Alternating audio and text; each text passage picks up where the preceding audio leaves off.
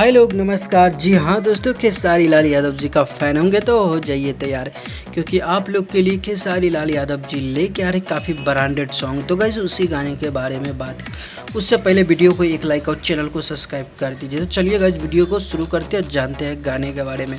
तो जी हाँ दोस्तों, सुनने में आ रहे हुए म्यूजिक के ऑफिशियल यूट्यूब चैनल से खेसारी लाल यादव जी का।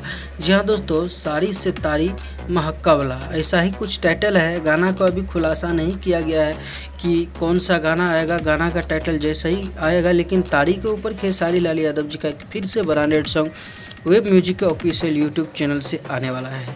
तो बस यही लेटेस्ट अपडेट था, सोचा क्यों नहीं आप लोग को बता दो। वैसे खेसारी लाल यादव जी का जून में आज गाना रिलीज हुआ है। जी हाँ दोस्तों, जून वाले जो गाना था 30 सीरीज भोजपुरी यूट्यूब चैनल से रिलीज होगा। आप लोग नहीं देखे हैं तो जाके देखिए, और खेसारी लाल यादव जी को दिल से लाइक करते हैं तो इस वीडियो को भी एक लाइक कर दीजिए। कमेंट करके ज़रूर बताइए कैसा लगा ये अपडेट। ऐसा ही अपडेट पाना चाहते हैं तो चैनल से जुड़ जाइए। मिलते हैं फिर से एक नेक्स्ट वीडियो के साथ, तब तक के लिए bye, take care, love you all, धन्यवाद दोस्तों।